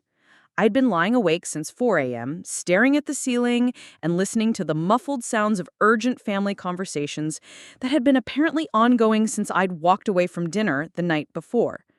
Maya, my mother's voice was different than I'd ever heard it. Flat, emotionless, stripped of the maternal warmth that had made her criticisms bearable for so many years. I opened the door to find both parents standing in the hallway, their faces wearing matching expressions of grim determination. Behind them, I could see Jackson hovering near the top of the stairs, and Amber's door was cracked open just enough for one curious eye to peer through. "We've made a decision," my father said without preamble. "This situation has become toxic for everyone involved, and we think it's best if you find somewhere else to live." The words hit me like ice water, shocking in their finality, despite the hours of family discussion that had apparently led to this moment. Somewhere else to live. After 28 years in this house, after 3 years of secretly subsidizing their mortgage, after decades of being their emotional and financial safety net, I was being asked to leave. "You're kicking me out?" I asked, my voice coming out smaller than I had intended. "We're asking you to move out," my mother corrected, as if the semantic difference softened the blow. "This house has become a battleground, and we can't continue living with this level of hostility and resentment." Hostility and resentment. As if my response to years of exploitation was the problem, rather than the exploitation itself. "Maya," my father continued, his voice taking on the reasonable tone he'd perfected during years of unsuccessful business negotiations, "you're 28 years old. Most people your age have been living independently for years. It's time for you to take responsibility for your own life, instead of blaming your family for your problems." Take responsibility for my own life. The irony was breathtaking. I was being accused of avoiding responsibility by the people who'd spent years relying on my sense of responsibility to fund their poor decisions. "What about my job at Henderson's?" I asked, grasping for practical details while my world reorganized itself around this new reality. "You can keep working there, obviously, but you'll need to find your own place. We've been enabling your dependence for too long. This will be good for you." Enabling my dependence, as if I'd been the one dependent on them rather than the other way around. Jackson chose that moment to insert himself into the conversation, appearing at our parents' shoulders with a satisfied expression of someone whose position as golden child had just been reinforced. "This is really for the best, Maya. You've been stuck in this house too long, not growing, not moving forward with your life. Maybe some independence will help you figure out what you really want to do." What I really want to do. Coming from the man who'd blown through multiple career attempts while I'd been building a successful creative business, the condescension was almost comic. "Besides," Amber added, emerging from her room with her phone already in hand, "you're always complaining about not having enough space for your art stuff. Now you can get your own place and have a whole room for your computer things." Computer things. 3 years of professional content creation reduced to computer things by a sister who'd never earned $1 from her own social media efforts. How long do I have? I asked, already mentally calculating how much money I'd need for deposits, moving expenses, and first month's rent. 2 weeks should be enough time to find something, my father said. That's reasonable, right? 2 weeks to get your affairs in order and find an apartment. 2 weeks. After 28 years of calling this place home, I was being given a 14-day notice to reorganize my entire life. And Maya, my mother added, her voice softening slightly, in what I recognized as her attempt at maternal concern, we think this will be healthy for you. You've been so focused on this art thing that you've lost perspective on what's realistic. Some time on your own might help you reassess your priorities. Reassess my priorities.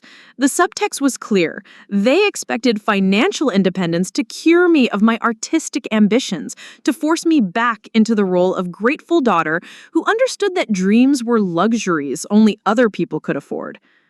The next 2 weeks passed in a blur of apartment hunting, packing, and painful family interactions that felt like negotiating a divorce. My parents maintained their position that the eviction was for my own good, a tough love intervention designed to help me mature and develop realistic life goals. Jackson offered helpful suggestions about apartment hunting while carefully avoiding any acknowledgement of the financial support I'd provided him over the years. Ander documented the process on her social media, posting stories about major family changes and everyone growing and evolving. The apartment I finally found was a studio in downtown Millbrook, above a used bookstore and next to a coffee shop that smelled perpetually of burnt espresso. At $650 a month, it was barely within my Henderson hardware budget, leaving almost nothing for the art supplies and equipment that my family had always characterized as frivolous expenses. The irony of my financial situation was almost poetic. While my family believed they were forcing me to confront economic reality, they had no idea that my YouTube revenue could have covered a much nicer apartment, or that I'd been choosing to live modestly in order to continue supporting their household expenses. Moving day arrived with a kind of gray, drizzly weather that made everything feel more depressing than it needed to be. I'd packed my belongings into garbage bags and cardboard boxes, the accumulation of 28 years fitting surprisingly easily into the back of my Honda Civic. My art supplies filled 3 large boxes: drawing tablets, software licenses, lighting equipment, and the notebooks filled with 3 years' worth of Starlight Chronicles development. These were the most valuable items I owned, though my family saw them as evidence of misplaced priorities and unrealistic ambitions. My parents helped carry boxes to my car with the stiff politeness of people performing an unpleasant but necessary duty. There were no tears, no second thoughts, no acknowledgement that this might be a mistake. Jackson had a job interview that day and couldn't help with the move. Amber was busy with a content creation session at the local park. "This is going to be good for you," my mother said for the 3rd time that morning, as if repetition would make the statement true. "You'll see, sometimes we need to be pushed out of our comfort zones to really grow." Comfort zones. As if living at home while subsidizing my family's lifestyle had been comfortable rather than financially crippling. The drive to my new apartment took 12 minutes, a short journey that felt like crossing into a foreign country. As I pulled up in front of the bookstore, looking up at the narrow windows of what would now be my home, I felt a strange mixture of terror and relief. Terror because I was truly on my own for the first time in my life, without the safety net of family support or the familiar rhythms of my childhood home. Relief because for the first time in years, I wouldn't have to hide my success or minimize my achievements to avoid family jealousy and interference. The studio apartment was smaller than my childhood bedroom, with a kitchenette that consisted of a hot plate and a mini fridge, and a bathroom barely large enough to turn around in. But it was mine. Every square foot belonged to me, and nobody could dismiss my work or throw away my opportunities while I slept. That first night, sitting on my air mattress in a room that still smelt like paint and possibilities, I realized that my family had inadvertently given me the greatest gift possible: complete freedom from their expectations and demands. Tomorrow, I would finally call Disney, not because I was desperate or homeless, but because I was finally free to embrace opportunities that were worthy of the work I'd been doing all along. My family thought they'd taught me a lesson about realistic expectations and financial responsibility. What they'd actually done was remove the last obstacle between me and the success they'd never imagined possible. And when that Disney contract was signed, they were going to realize that the daughter they'd kicked out for having unrealistic dreams had been building a fortune while they weren't paying attention. The first month in my studio apartment was a masterclass in discovering exactly how much I'd been subsidizing my family's lifestyle without realizing it. Living alone for the first time, I was confronted with the true cost of independence, not just the rent and utilities I'd expected, but the hundreds of small expenses that had somehow been absorbed into the family budget while I wasn't paying attention.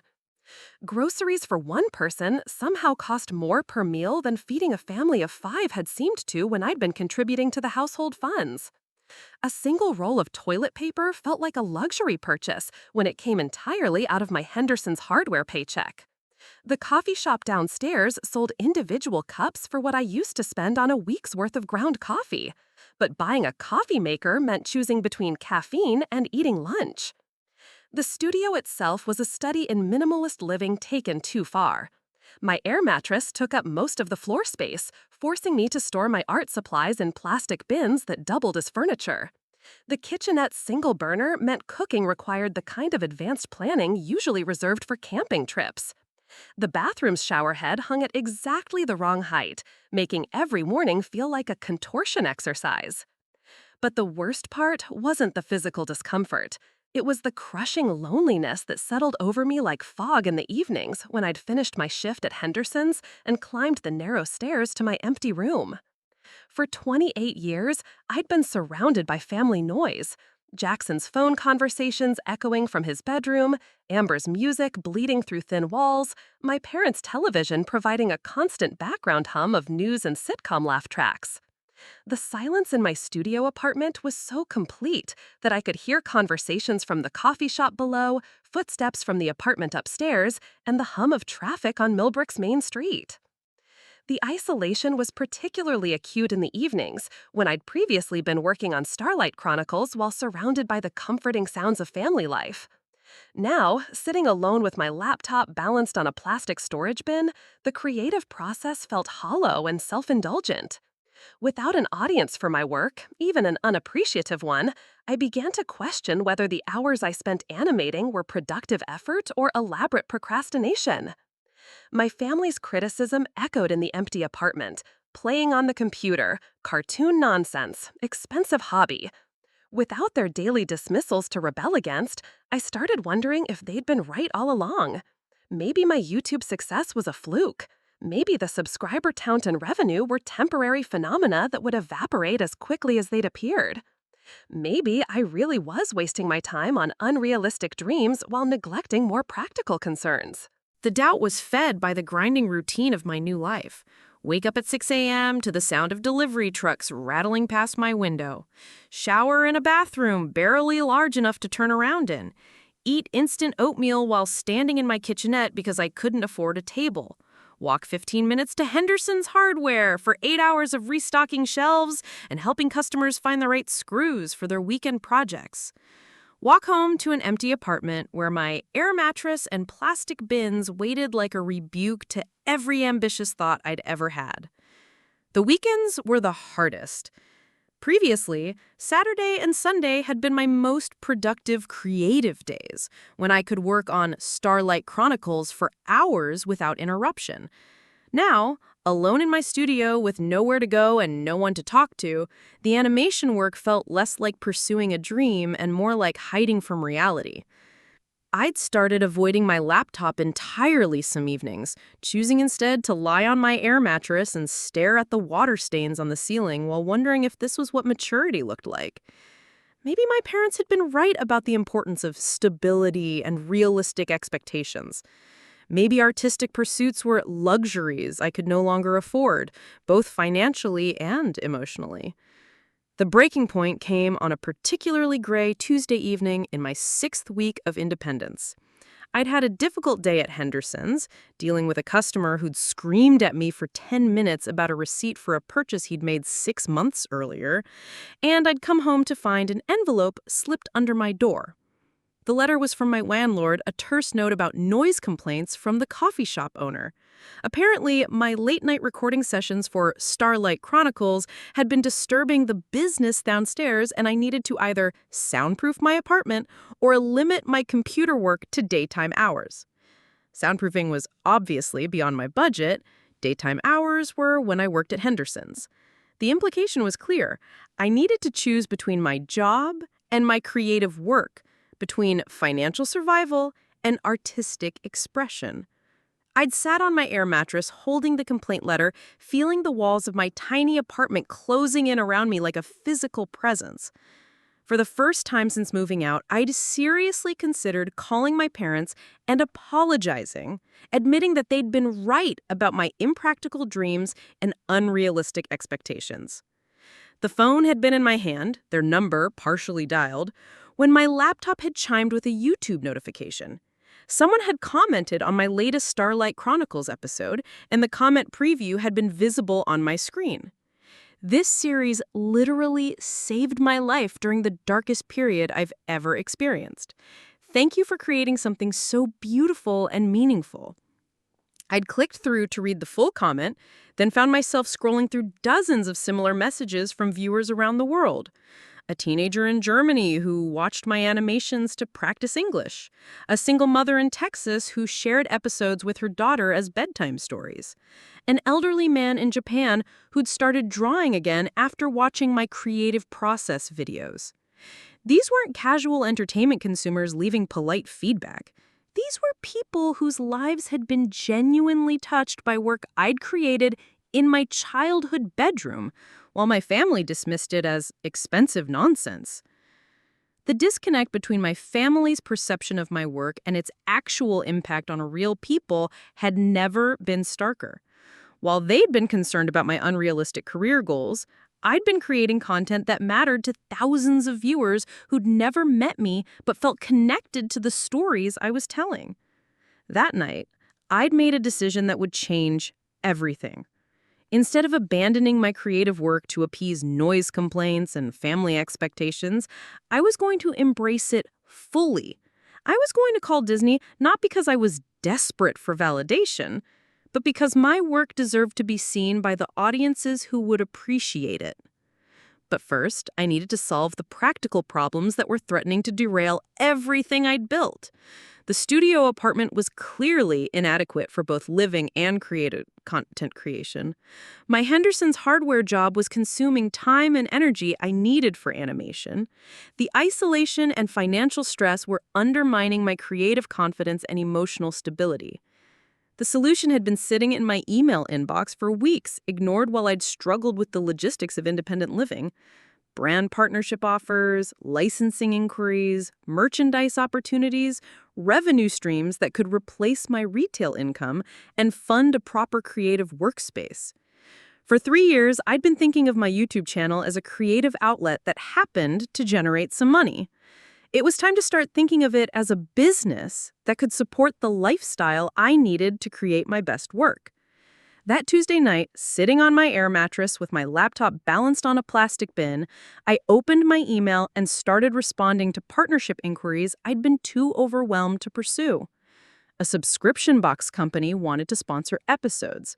An animation software company offered free licenses and promotional opportunities. A streaming service had questions about licensing my back catalog. By Thursday, I'd had enough concrete offers to start planning my escape from both the studio apartment and Henderson's hardware. By the weekend, I'd been researching proper apartments with dedicated office space and professional equipment that would allow me to expand my creative operations. And by the following Monday, I'd finally worked up the courage to return Disney's call, knowing that whatever they offered would be building on a foundation of success I'd created entirely on my own. My family had expected eviction to teach me about realistic expectations and financial responsibility. Instead, it had taught me that I'd been thinking too small about what was possible when I stopped limiting my dreams to what others could understand or accept. The call to Disney wasn't going to be a desperate plea for rescue.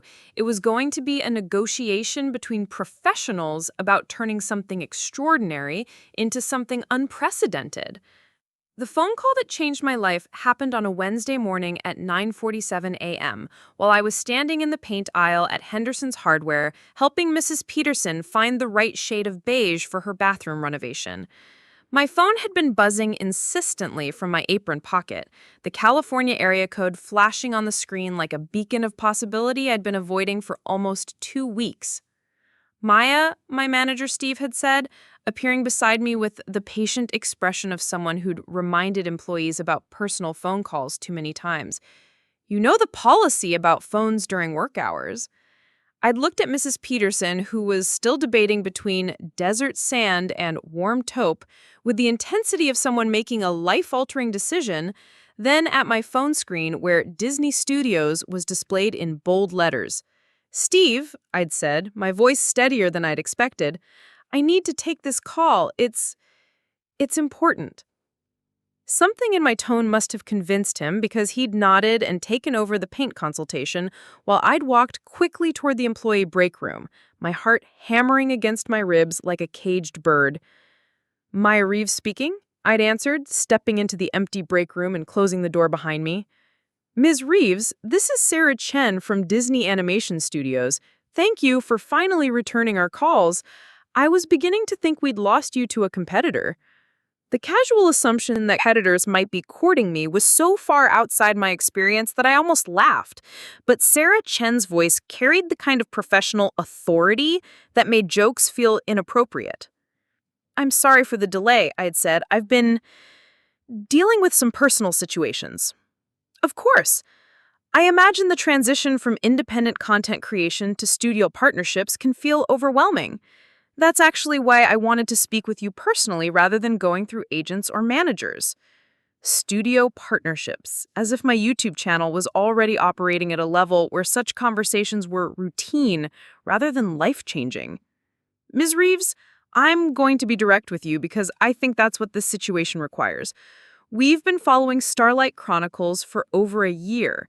The storytelling, the character development, the animation quality, it's exactly the kind of innovative content Disney is looking to develop for our streaming platform. A year. Disney had been watching my work for an entire year, while my family had been dismissing it as expensive nonsense.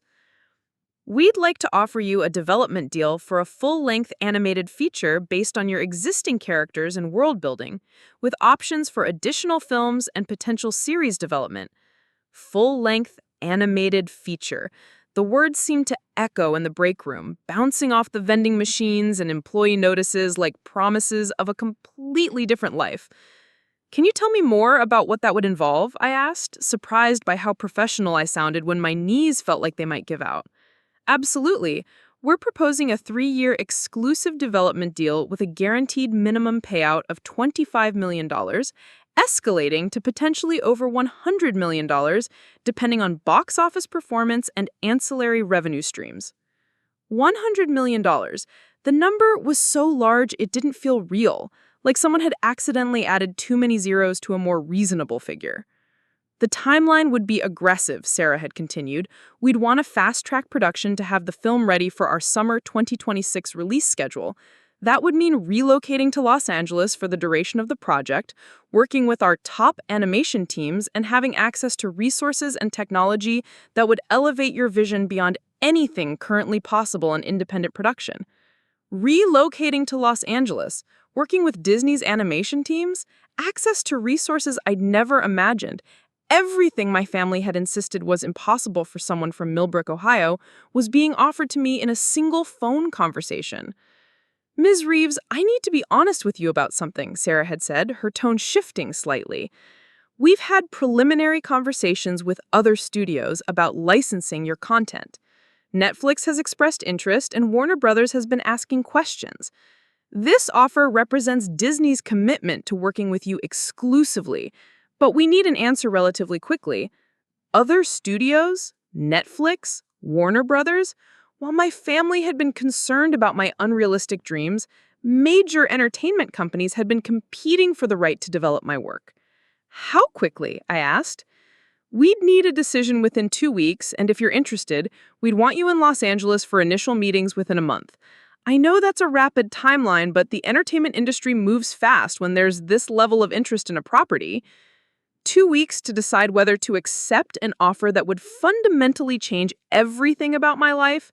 A month to relocate across the country and begin working at the highest levels of the animation industry. Sarah, I'd said, can I ask you something? What specifically about Starlight Chronicles caught Disney's attention? Several things, actually. The emotional depth of your storytelling is remarkable. You've created characters that feel genuinely human despite the fantastical setting. Your animation style is distinctive but commercially viable. But honestly, what impressed us most was your consistency and productivity. Releasing high-quality episodes on schedule for 3 years demonstrates the kind of professional discipline that translates well to studio production environments. Professional discipline, the trait my family had consistently accused me of lacking, was exactly what had attracted Disney's attention. There's something else, Sarah had continued. We've been monitoring your audience engagement metrics, and they're extraordinary. Your viewers aren't just watching, they're emotionally invested in these characters and stories in ways that predict strong commercial performance. That kind of audience loyalty is incredibly valuable. Audience loyalty. While my family had dismissed my YouTube subscribers as internet strangers, Disney had recognized them as evidence of commercial viability and artistic resonance. Ms. Reeves, I want to be clear about what this opportunity represents. This isn't just about adapting your existing work. We're offering you the chance to become a major voice in animated storytelling, with the resources and platform to reach global audiences. Very few independent creators receive offers at this level. A major voice in animated storytelling, global audiences, resources and platforms I'd never dared to imagine. I'm interested, I'd said, the words coming out before I'd fully processed the decision. I'm very interested. Excellent. I'll have our legal team prepare the preliminary documents, and we can schedule a call for early next week to discuss details. In the meantime, I'd strongly recommend consulting with an entertainment attorney who specializes in animation contracts. This is a significant deal, and you'll want proper representation. Entertainment attorney? Legal teams? Preliminary documents? The vocabulary of a life I'd never expected to live. One more thing, Ms. Reeves. This conversation needs to remain confidential until we finalize the agreement. Industry news travels fast, and we want to control the announcement timing for maximum impact. Confidential, which meant I couldn't tell anyone, not my family, not my coworkers, not even the few friends I'd managed to maintain despite years of financial stress and creative obsession. After ending the call, I'd sat in the Henderson's hardware break room for nearly 20 minutes, staring at my phone and trying to process what had just happened. The vending machine hummed softly in the corner, the fluorescent lights buzzed overhead, and somewhere in the distance, I could hear Steve helping another customer find the right grade of sandpaper. In 2 weeks, I might be negotiating contracts in Los Angeles. In a month, I might be working alongside animators whose films I'd watched in theaters since childhood. In 2 years, I might see my characters on movie screens around the world. But first, I had to finish my shift at Henderson's Hardware, go home to my studio apartment above the bookstore, and figure out how to keep the biggest news of my life secret from everyone who'd spent years telling me it was impossible. The irony was perfect. My family had kicked me out for having unrealistic dreams about my artistic career. Now, sitting alone in a hardware store break room, I'd just been offered proof that my dreams hadn't been nearly ambitious enough. When this deal was announced, when my name was attached to a Disney film, when the entertainment industry recognized what I'd built, my family was going to learn exactly how much they'd misunderstood about everything. But for now, I had to back to work. Mrs. Peterson was probably still choosing between paint colors, and Steve needed help with the afternoon inventory count. Some things, apparently, didn't change even when your entire world was about to be transformed. The news broke on a Friday morning in October, 3 months after I'd signed the most lucrative animation contract in Disney's history for an independent creator. I'd been sitting in my new Los Angeles apartment, a spacious 2-bedroom with floor-to-ceiling windows over the Hollywood Hills, when my phone started exploding with notifications from friends, former coworkers, and people I hadn't spoken to since high school. Disney announces $100 million deal with YouTube animator Maya Reeves, read the headline in Variety. The article included professional photos from my studio visit, quotes from Disney executives about the future of animation, and detailed analysis of how Starlight Chronicles represented a new model for content development in the streaming era. But it was the smaller headline in the Millbrook Daily Herald that made me smile. Local artist signs massive Disney deal. The article was shorter, written by a reporter who'd clearly done his research by scrolling through 3 years of my YouTube videos and interviewing my former manager at Henderson's Hardware. Maya Reeves, 28, a Millbrook native and 2014 graduate of Millbrook High School, has signed an exclusive development deal with Disney Animation Studios, worth an estimated $100 million. Reeves, who worked at Henderson's Hardware until recently, has been creating animated content on YouTube for several years, under the name Luna Studios. Several years? As if 3 years of professional content creation was a casual hobby, rather than the foundation of a multimedia empire. My phone rang within 10 minutes of the news going live online.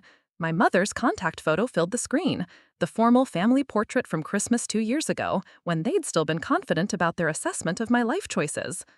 Maya? Her voice was small, confused, nothing like the authoritative tone she'd used when delivering my eviction notice.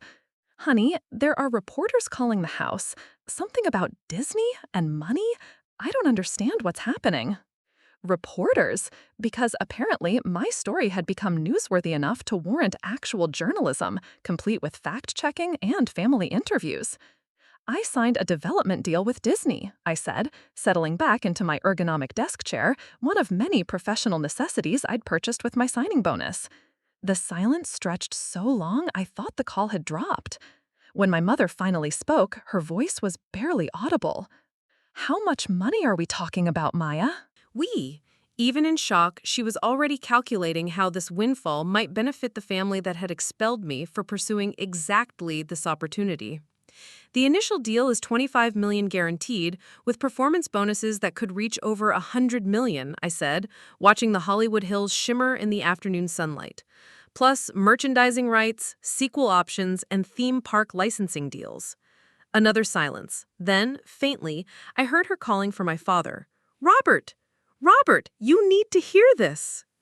Within minutes, I was on speakerphone with my entire family assembled around the kitchen table where they'd once voted to kick me out for having unrealistic dreams. Maya, my father's voice was carefully controlled, the tone of a man trying to process information that challenged everything he'd believed about his daughter's capabilities. This is wonderful news. We're so proud of you. Proud. The word they'd never used to describe my YouTube work, my art school acceptance, or any achievement that hadn't aligned with their narrow definition of success. How long have you been working on this deal? Jackson asked, and I could hear the underlying question, how long have you been hiding this from us? Disney first contacted me in July, I said, but they'd been following my work for over a year before that. July, 3 months after they'd evicted me for wasting my life on cartoon nonsense, while I had been struggling in my studio apartment, questioning my creative choices, and considering giving up animation entirely, Disney executives had been preparing to offer me more money than anyone in my family had ever imagined earning. Maya, honey, this is such incredible news. When are you coming home? We should celebrate. We could have a family dinner, invite some relatives. Coming home, as if I hadn't been banished from that home for pursuing exactly the career that had led to this moment. I'm not coming home, I said quietly. I live in Los Angeles now. I've been here for 2 months, working with Disney's animation teams and developing the film. Los Angeles? Amber's voice was sharp, with what sounded like jealousy. You moved to LA and didn't tell us? Didn't tell them. The family that had thrown away my art school acceptance letter without mentioning it was upset that I hadn't shared my relocation plans. I moved where my career required me to be, I said, just like any professional would. Professional? The word hung in the air like a challenge to every assumption they'd made about my work and my future. Maya, my father's voice, had taken on the reasonable tone he always used for family negotiations. I think there's been some miscommunication here, some hurt feelings on both sides. Maybe we could talk about this in person. Work things out as a family. Work things out. After months of silence, after evicting me for speaking the truth about their treatment, they wanted to work things out now that my despised hobby had become a 9-figure Disney deal. What exactly do you want to work out, Dad? I asked. Well, family is family. We made some mistakes, said some things we didn't mean, but we've always supported your art, honey. We've always believed in your talent. Always supported my art. The revisionist history was breathtaking in its audacity. They were rewriting years of dismissal and financial exploitation as misunderstood encouragement.